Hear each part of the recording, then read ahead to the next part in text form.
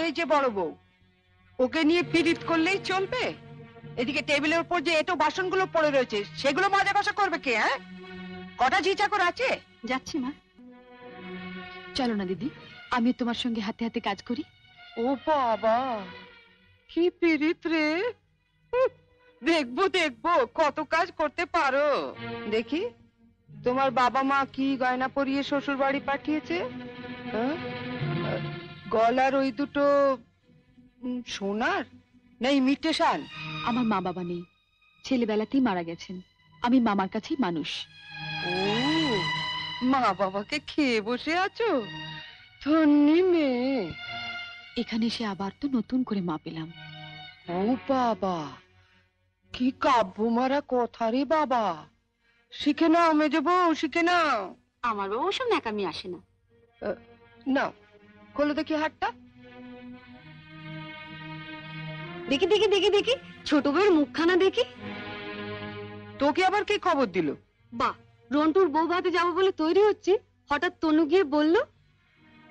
তা মা, তোমার ছোট বউয়ের মুখখানা তো বেশ। এই দেখ তো, ওর গলার হারটা সোনার না ইমিটেশন? আমার তো মনে হয় ইমিটেশন। মা দেখেছেন আমার বিয়ের হারটা এখনো কেমন চকচক করছে? এটা তো মনে হচ্ছে না, কেমন যেন মেয়ের মেরে। এটা আমার মায়ের গয়না, মা মারা যাবার সময় মামার হাতে দিয়ে গিয়েছিলেন।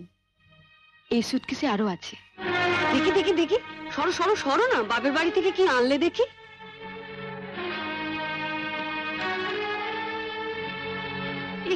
এ কি শাড়ি গো! ই মেয়ে, এ নিশ্চয়ই কোনো ভিখারি বাড়ির মেয়েকে বিয়ে করেছে তনু। আমাদের বাড়ি ঝিরাও এর কাপড় পরে না। দেখ দেখ, বাবা, লাল লাল হয়ে যাচ্ছে দেখি। পাউডার। মা মা, আমি ঠিক বলছি মা, এ নিশ্চয়ই কোনো বস্তি বাড়ি মেয়ে, নইলে বিয়েতে কেউ এরকম শাড়ি দেয়? দেখ দেখ,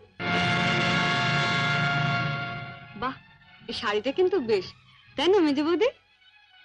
মোটামুটি। হ্যাঁ মা, আমাদের এখন আমাকে মানিয়েছে। খুব সুন্দর মানিয়েছে, ভালো, খুব সুন্দর। আমি এই শাড়িটা নিয়ে যাচ্ছি, রন্টুর বউ ভাতে পরে যাবো। শোনো, রাত্রিবেলায় ভালো করে আমি এসে সুটকেসটা ঘেটে দেখবো, কিছু যেন শরীর রেখো না। মা, নজর রেখো। শাড়িটা রেখে যাও। রেখে যাবে মানে? শুনলে না, ও এটা পরে ওর বন্ধুর বউ ভাতে যাবে। বউ ভাতে যাবে? নিজের শাড়ি পরে যাক।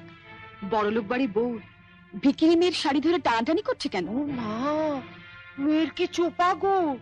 আসতে না আসতে। আমি বলছি শাড়িটা ছাড়ো। না, আপনার মেয়ে না বলছিল আমার মামা যেসব শাড়ি দিয়েছে তা নাকি ওদের বাড়ি ঝিও পড়ে না? তামা, আপনি আপনার মেয়ের বিয়েতে এমন একটা শাড়িও দিতে পারেননি যেটা পরে রন্টুর বউ ভাতে যেতে পারে? আপনি তো দেখছি মা আমার মামার চেয়ে বেশি বিকিরি। কি কি বললে তুমি আমার মাকে? বুকে খুব বাজলো না? ঠিক আমার বুকেও এমনি করে বেজেছিল যখন তুমি আমার পিতৃতুল্য মামাকে বিক্রি বলেছিলে। চুপ কর ছোট। না, তুমি তো যত নষ্টের গোড়া। ও আসার সঙ্গে সঙ্গে 7 তাড়াতাড়ি কেন নিজের ঘরে নিয়ে এলে এবার বুঝতে পারছি। এর মধ্যে ওর কানে বিষ ঢেলে দিলে। দিদি কোথায় বিষ পাবে যে ঢালবে?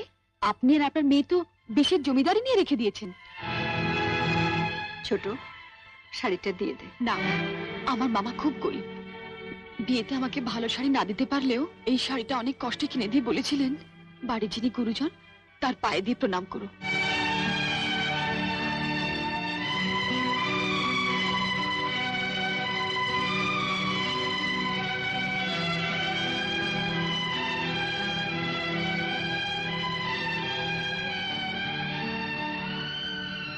এ কি করলি হতভাগী?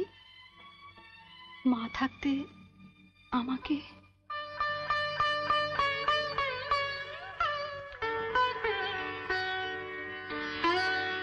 ছোটবেলায় মাকে হারিয়েছি, কত আশা নিয়ে বাড়িতে এসেছিলাম, নতুন করে আবার মাকে পাবো। কিন্তু বড়দি, ওনার যা মূর্তি দেখলাম এ তো মায়ের মূর্তি নয়। দাঁড়াও, যাবার আগে ছুঁড়ে ছুঁড়ে যে শাড়িগুলো ফেললে সেগুলো সুটকেসে তুলে দিয়ে যাও। তুমি বড়লোক বাড়ির বউ, তোমার বাড়িতে 10-20টা ঝি থাকতে পারে, কিন্তু এই বাড়িতে তো ঝি নেই, তাই কাজটা তোমাকেই করে যেতে হবে। কি হলো, তোলো। ছেড়ে দে ছোট। তুমি চুপ কর বড়দি। রন্টুর বউ ভাতে যেতে গেলে কিন্তু এই কাজটা করে দিয়ে যেতে হবে ঠাকুরজি। আমার বাড়িতে? মা, কি ডাকাত মেয়ে রে বাবা। যাই, ওনাকে বলি গিয়ে যায়। তুমি কোথায় যাচ্ছ? শাড়িগুলো তোলো। মেজো বৌদি, ও বড় বৌদি, ছাড়।